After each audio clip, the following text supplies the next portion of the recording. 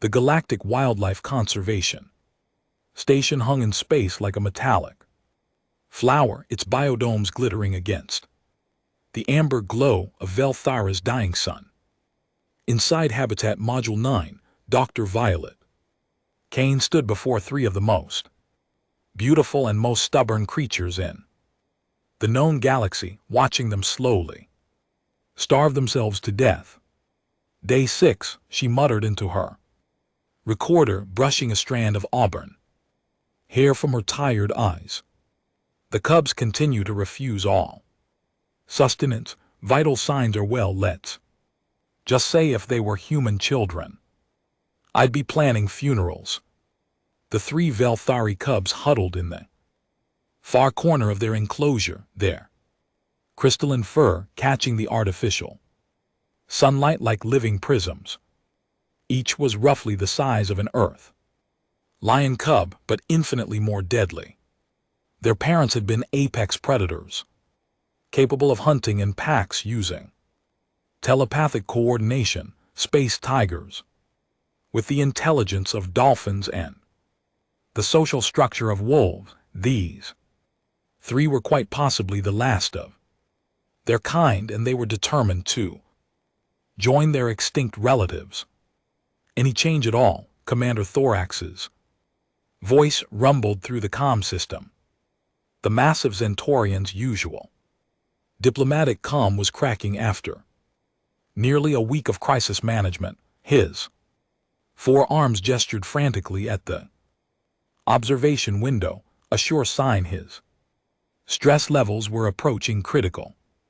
Oh, absolutely, Violet replied, her voice dripping with exhaustion-fueled sarcasm. They've moved from aggressively hostile to passively suicidal. Real progress there. Smallest cub, the one with the distinctive silver markings around its eyes, lifted its head to fix Violet with a stare that could have flash-frozen plasma.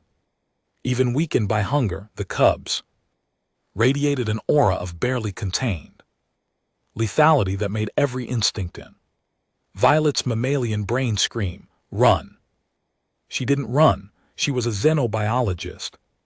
Damn it, and she'd seen worse things than cranky space cats. Though admittedly, not many worse. Things had psychic abilities and retractable claws the length of vibro blades. The more tech nutritionists are stumped.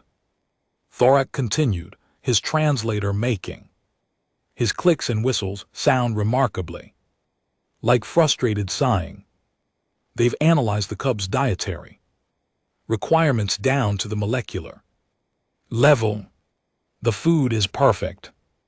Perfect food that they won't touch, Violet said, gesturing at the untouched bowls of carefully prepared Velthari protein synthesis.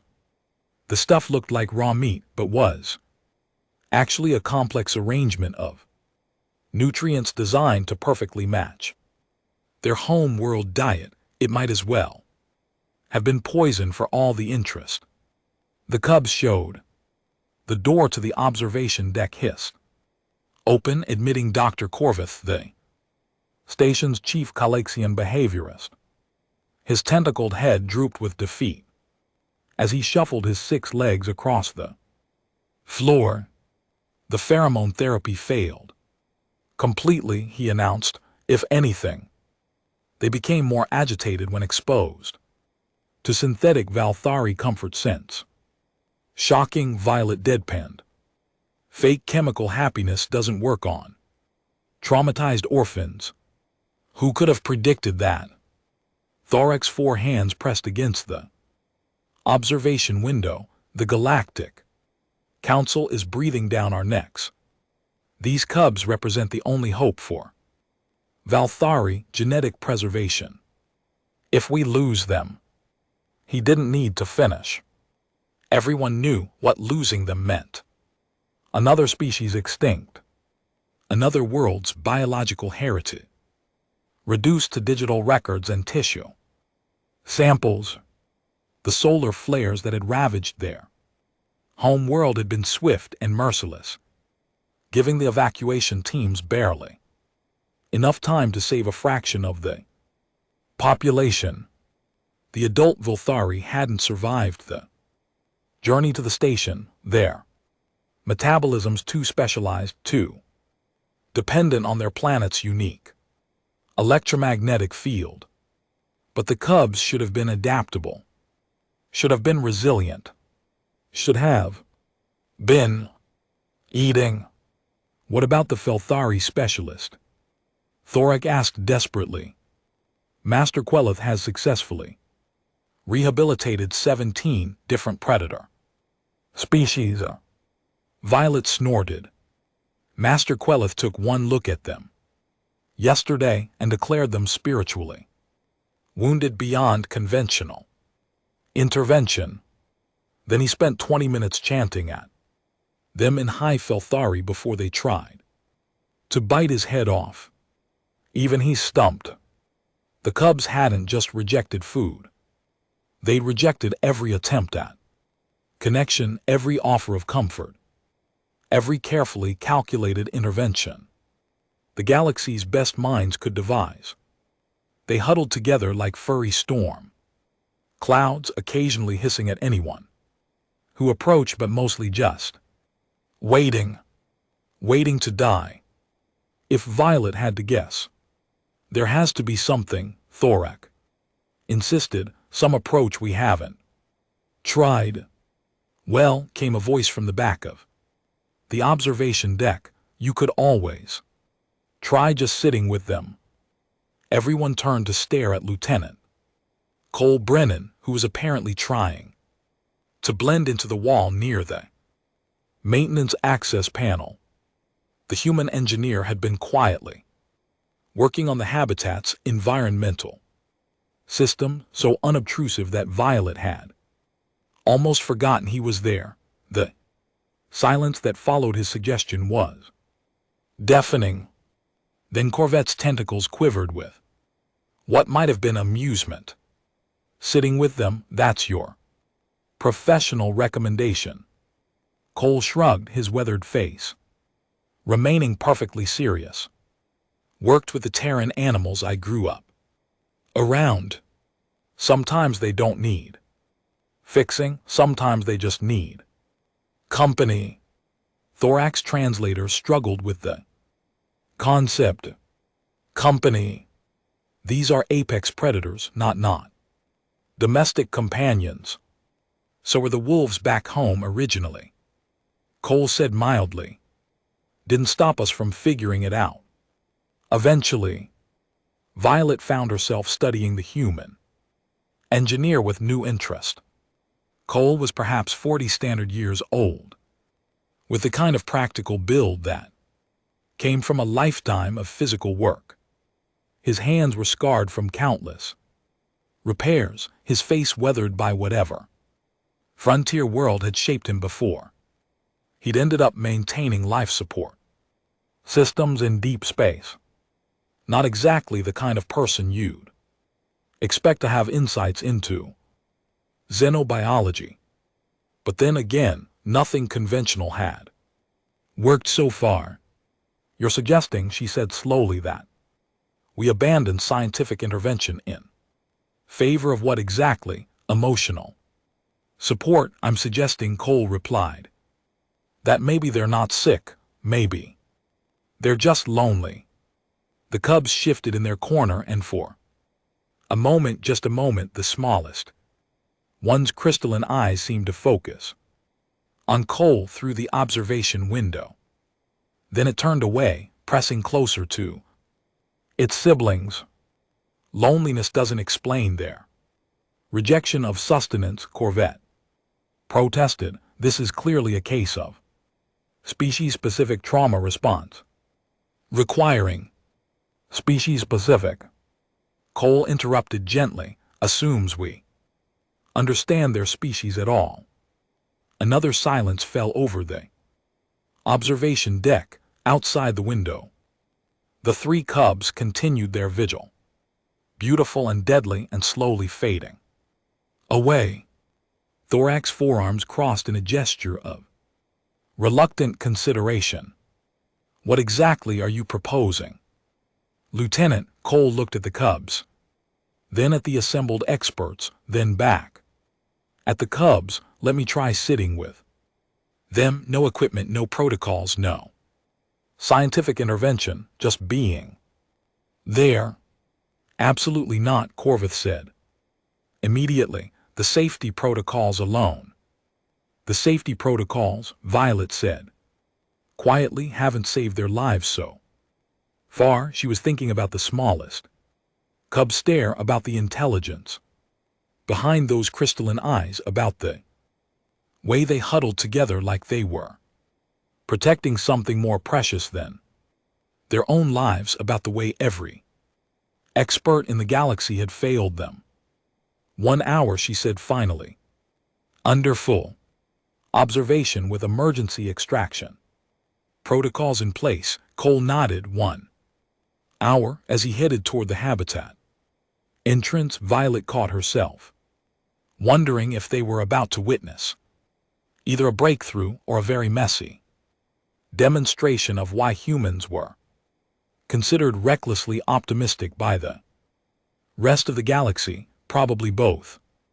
Knowing humans, Cole Brennan had seen enough death to recognize it when it was coming. Growing up on the agricultural colony of New Montana, he'd learned that sometimes the hardest part of caring for animals wasn't the feeding or the medical treatment, it was knowing when to fight and when to simply be present for the end. But as he stood outside Habitat Module 9, environmental suit sealed and emergency beacon activated, he wasn't ready to give up on the 3 cubs inside. Not yet. Vital signs are being monitored. Violet's voice crackled through his comm. Emergency extraction team is standing by. First sign of aggressive behavior, you're out of there. Understood, Cole replied, though he was already mentally cataloging the ways this could go wrong. Velthari cubs might look like oversized house cats, but their claws could slice through hull plating and their bite force could crush titanium. Add in their developing psychic abilities, and he was basically walking into a room with 3 furry weapons of mass destruction. The habitat door cycled open with a soft hiss. The first thing that hit him was the smell. Not unpleasant exactly, but alien, like ozone mixed with something floral and sharp. The second thing was the immediate, overwhelming sense that he was being evaluated by intelligences far more complex than anything that should fit in those small furred bodies. The 3 cubs were exactly where they'd been for the past 6 days, huddled in the far corner beneath the artificial sun lamp.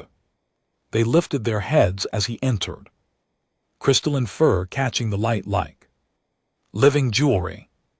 The largest, probably the alpha of their small pack, bared fangs that gleamed like polished bone. The middle one flattened its ears and made a sound like grinding metal mixed with a hiss. The smallest, the one with silver markings, just watched him with those unsettling, intelligent eyes. Cole ignored them all and walked to the center of the habitat, where he sat down, cross-legged on the soft substrate flooring. He placed a simple meal tray beside him. Nothing fancy, just the standard human ration pack he'd grabbed from the mess hall. Synthetic protein, reconstituted vegetables, and something that was allegedly fruit but tasted like sweetened cardboard. Then he opened the package and started eating. What are you doing? Violet's voice in his ears sounded somewhere between fascinated and horrified. Having lunch, Cole replied quietly, keeping his voice calm and conversational. He took another bite of the protein bar. which tasted exactly as appetizing as recycled air filters. Beautiful day we're having, isn't it? He said to the cubs who were now staring at him like he'd lost his mind. Maybe he had.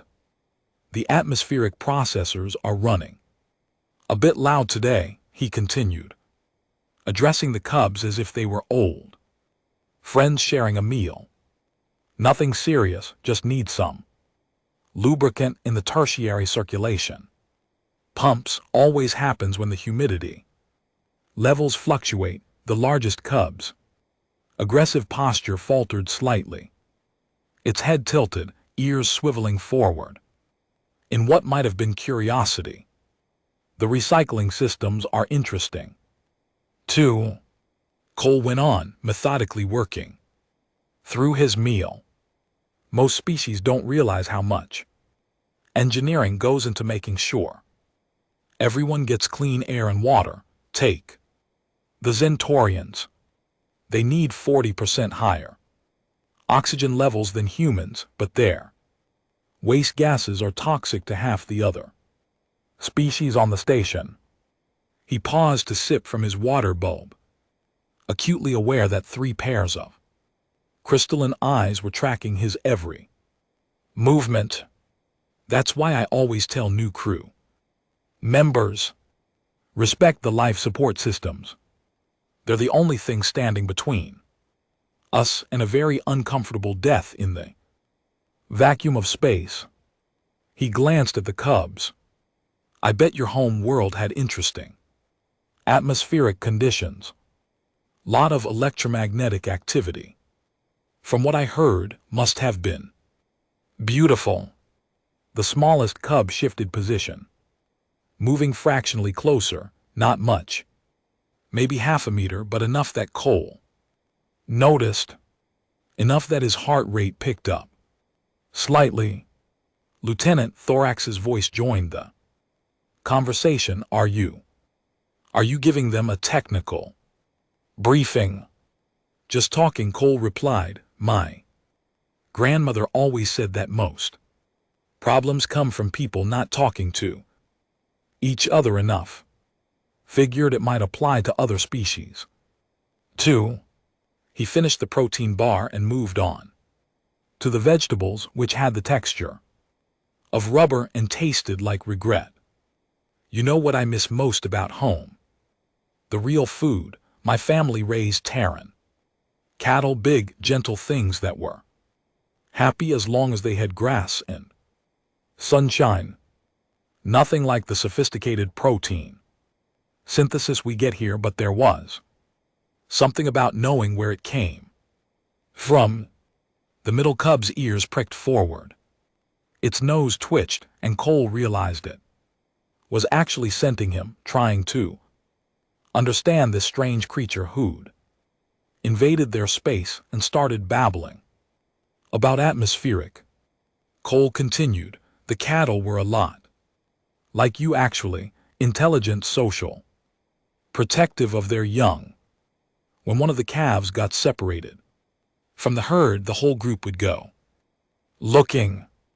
Never left anyone behind. He reached for his water again and noticed the smallest cub had moved closer, close enough that he could see the intricate patterns in its crystalline fur, the way the light seemed to move through the individual strands like fiber optic cables. Lost a lot of them during the drought of 78, he said quietly. Disease mostly. The young ones stopped eating first. Always do when there's stress in the herd. My father said it was because they felt everything more intensely. The fear, the uncertainty, the grief. The smallest cub took another step forward. Cole carefully tore off a piece of his bread substitute, a dense, nutritious rectangle that tasted like salted cardboard, and placed it on the ground between them. Not close enough to be threatening, not far enough to be dismissive, just available. The trick with the cubs, he said, was never to force anything You couldn't make them eat, couldn't make them trust you. All you could do was show up day after day and prove you weren't going anywhere. The cub stretched its neck forward, nose working overtime as it investigated the offered food. Cole held perfectly still, barely breathing, as those crystalline eyes studied his face with an intensity that felt like being scanned by a very sophisticated computer. Then, quick as lightning, the cub darted forward, snatched the bread, and retreated to a safe distance. Holy quantum mechanics, Violet whispered through the communication. It actually took food from you. The cub chewed thoughtfully, its expression unreadable. After a moment, it made a soft sound. Not quite a purr, not quite a chirp, but something that seemed distinctly conversational. You're welcome, Cole replied, seriously, as if he'd understood perfectly. The other two cubs were watching now, with obvious interest. The middle one crept forward, stopping just out of reach, but clearly curious about this bizarre human who shared food and talked about atmospheric processors. The largest remained wary, but was no longer displaying obvious aggression. Cole continued eating his terrible meal and talking about everything and nothing: the station's rotation schedule, the peculiarities of artificial gravity, the way different species adapted to life in space. He spoke as if the cubs understood every word, as if they were colleagues sharing a break between shifts rather than apex predators who could kill him without breaking a sweat. And slowly, almost imperceptibly, they began to relax. This is unprecedented, Corvette's voice crackled through the communication. Their stress indicators are dropping to levels we haven't seen since their arrival. SHH, Violet hissed, don't interrupt whatever's happening here. What was happening, Cole realized, was communication.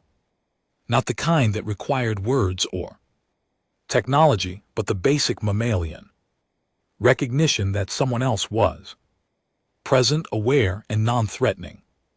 The cubs weren't just intelligent. They were social creatures who had been isolated by trauma and species barriers for too long. When he finished his meal, Cole simply sat there, hands relaxed in his lap, continuing his one-sided conversation about life aboard the station. The smallest cub had moved close enough that he could have reached out and touched it, though he carefully refrained from making any sudden movements. Feeding time is usually at 1400 hours, he mentioned casually, though I suppose you could eat whenever you wanted. The nutrition dispensers are programmed to provide species-appropriate meals on demand. The cub tilted its head, and Cole could swear he saw something like understanding in those crystalline eyes. Of course, he added thoughtfully, eating alone is never as pleasant as eating with friends. As if responding to some unspoken signal, the smallest cub turned and made a series of soft sounds to its companions. The middle one approached cautiously, followed by the largest, until all three were sitting in a rough semicircle around Cole. They weren't quite ready to trust him completely, but for the first time in 6 days, they seemed ready to consider the possibility that not everything in their new world was a threat. Time, Violet announced through the comm, though her voice suggested she was reluctant to end the session. Cole nodded and slowly stood, careful not to make any movements that might be interpreted as aggressive. Same time tomorrow, he asked the cubs as if they'd scheduled a regular appointment. The smallest one chirped once, a sound that somehow managed to convey both acknowledgement and anticipation. As Cole headed for the exit, he could feel 3 pairs of eyes watching him. Go. When the habitat door sealed behind him, he found himself facing a crowd of stunned alien scientists and one very thoughtful human xenobiologist. Well, Violet said slowly, I think we're going to need to revise our approach to interspecies relations. Cole shrugged, already thinking about tomorrow's lunch conversation. Sometimes the simplest solutions are the hardest to see. Outside the observation window, the 3 cubs remained where he'd left them, no longer huddled in desperate isolation but sitting alert and expectant, as if they just remembered that the universe might still hold possibilities worth exploring. The breakthrough came on day 3 of Cole's unconventional feeding sessions, when the smallest cub, the one Cole had started thinking of as Silver, did something that made every xenobiologist on the station question their understanding of Valthari intelligence. It spoke to him not with words but with images that appeared directly in his mind like waking dreams. Cole was in the middle of explaining the station's waste management protocols when his vision suddenly filled with crystalline spires reaching toward twin suns. He saw vast plains of something that looked like glass grass rippling in electromagnetic winds and creatures moving through it with liquid grace. Adult Velthari in their natural habitat. Then the vision shifted and Cole's chest tightened with borrowed grief, fire, unimaginable heat washing across the crystal plains, turning beauty to ashen. Moments, panic, confusion, the desperate scramble of evacuation ships racing against solar death. And through it all, the terrified cries of cubs separated from their parents in the chaos. Cole, Violet's voice seemed to come from very far away. Your vitals are spiking. What's happening? He blinked and the visions faded, leaving him staring into Silver's luminous eyes. The cub was pressed against the habitat barrier, one small paw touching the transparent aluminum as if maintaining physical contact. They're not just intelligent, Cole said quietly, his voice rough with emotions that weren't entirely his own. They're telepathic, and they've been trying to tell us what happened. The revelation changed everything. Over the following days, as Cole continued his patient vigil, the cubs began sharing more fragments of their memories. He saw their rescue, a young Velthari scientist named Nethes, who had risked everything to save the last cubs of her species. He felt their attachment to her, the way she had become their surrogate parent during the terrifying journey away from their dying world, and he experienced their devastation when the evacuation ship's life support failed, taking Nethes and the other adult survivors, but somehow sparing the cubs in their specially shielded compartment. They bonded with their rescuer, Cole explained to the assembled team during one of their daily briefings. When she died, they lost more than a caretaker. They lost their connection to their own species. They've been refusing to eat because they're waiting to die and join her. Violet leaned forward, her scientific mind racing.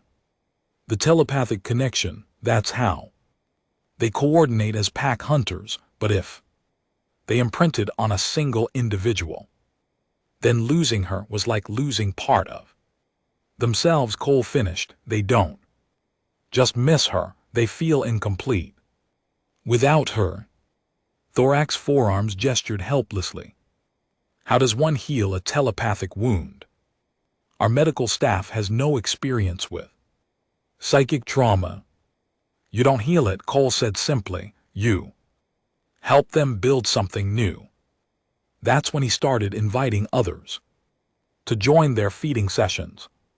First Violet, then Thorek, then gradually other members of the station crew, not as scientists studying subjects, but as individuals sharing space and time, and the simple act of eating together.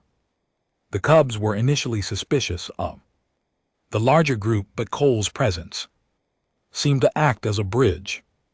Through their growing connection with him, they began tentatively reaching out to the others, not with the deep telepathic bond they'd shared with Nez, but with something gentler, curiosity instead of desperation, interest instead of grief.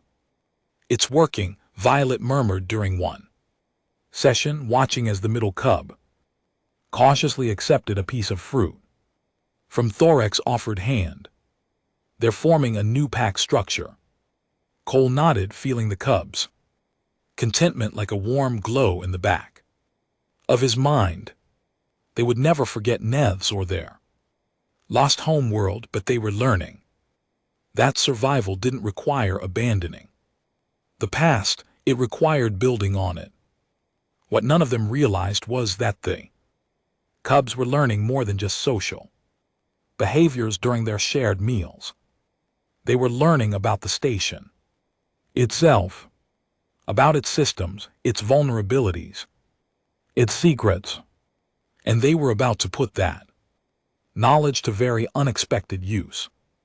2 weeks into Cole's revolutionary feeding program, Administrator Quellen arrived unannounced with all the subtlety of a plasma torpedo to the hull.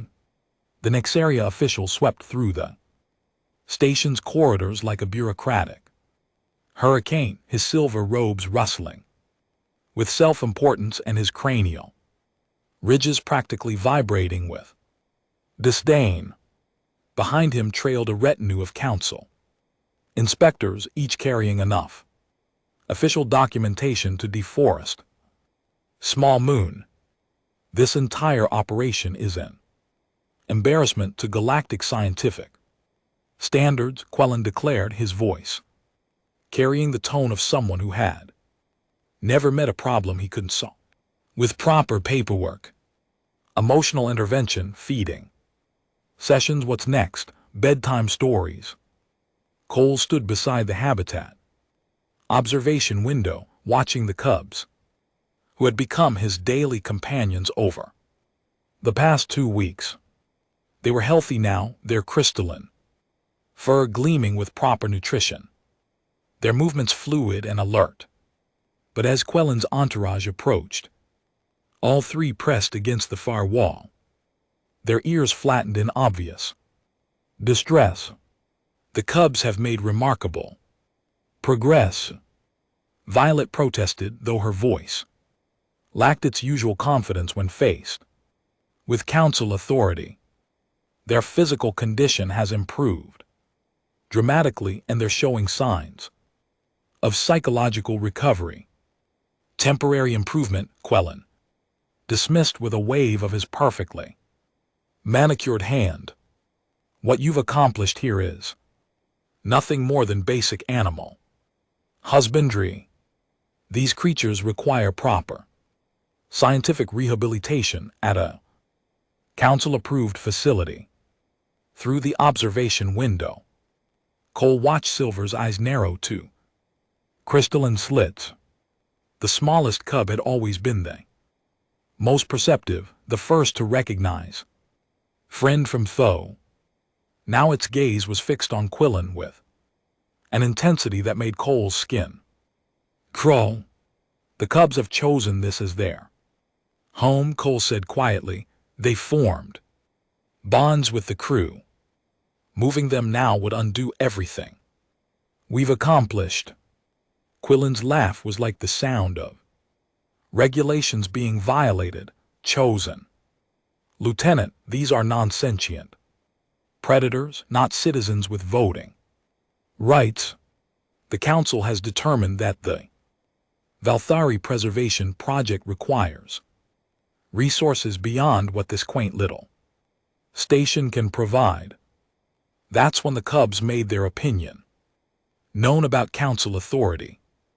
Silver pressed both paws against the habitat barrier and made a sound like crystalline wind chimes caught in a storm. The sound was picked up by the other two cubs, creating a harmonic resonance that seemed to bypass the ears entirely and vibrate directly through the bones.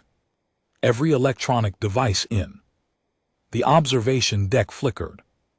What was that? Quillen demanded, his silver robe suddenly seeming less impressive and more like a target. Cole felt the familiar tingle in his mind. That meant the cubs were trying to communicate, but this time instead of shared memories or emotions, he received something that made his blood run cold. Detailed schematics of the station's security protocols downloaded directly from the Cub's perfect telepathic recall of his casual lunchtime conversations. "Oh no," he whispered just as every door in the habitat section sealed with a definitive clang. Emergency lights bathed the corridor, pulsing red as the station's automated voice announced, "Security lockdown initiated. All personnel remain in current positions until further notice." "This is impossible," Quellen sputtered, frantically manipulating his personal communicator. "Nothing can access Council security systems remotely." "Nothing designed by the Council," Cole said, watching in fascination and growing horror as the Cubs coordinated their psychic assault on the station's computer networks. They weren't hacking in any conventional sense. They were simply remembering everything Cole had told them about the station's operations and using their telepathic abilities to interface directly with systems that had never been designed to resist psychic intrusion. Thorax's voice crackled through the emergency communications. "Cole, what's happening down there?" "The Cubs' biosignatures are off the charts. They're defending their territory," Cole replied, understanding flooding through him as he felt the Cubs' unified determination through their mental link. "They've decided this is their home and they're not leaving." The lockdown lasted exactly long enough for Quellen to experience what it felt like to be trapped and helpless. About 15 minutes of pure bureaucratic terror. When the Cubs finally released their hold on the station systems, every door opened in perfect synchronization and the emergency lights faded back to normal.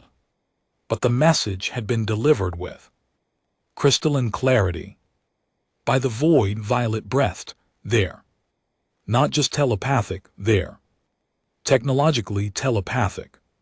They can interface with any electronic system through pure thought." Quellen stood in the corridor, his silver robes disheveled and his bureaucratic composure thoroughly shattered. This changes everything. These aren't animals requiring preservation. They're sentient beings, capable of autonomous decision-making. And they've chosen to stay here, Cole added, watching as Silver approached the barrier and placed one paw against the transparent aluminum.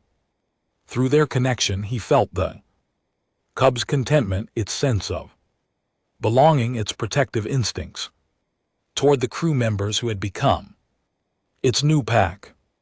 The Council had no choice but to officially reclassify the Cubs as sentient refugees rather than preserved specimens. The station became their permanent home, with Cole as their official liaison, a position that had never existed before and required entirely new Bureaucratic categories. 3 months later, as Cole shared his daily lunch with 3 healthy, happy, and occasionally mischievous space cats, he reflected on the power of simply showing up. Sometimes the most advanced civilizations in the galaxy needed to be reminded that the simplest solutions were often the most profound, and sometimes those solutions chose you. Right back. The cubs purred in harmonious agreement, their crystalline fur catching the artificial sunlight as they settled in for another peaceful meal with their chosen human. Home, after all, was wherever your pack gathered to eat.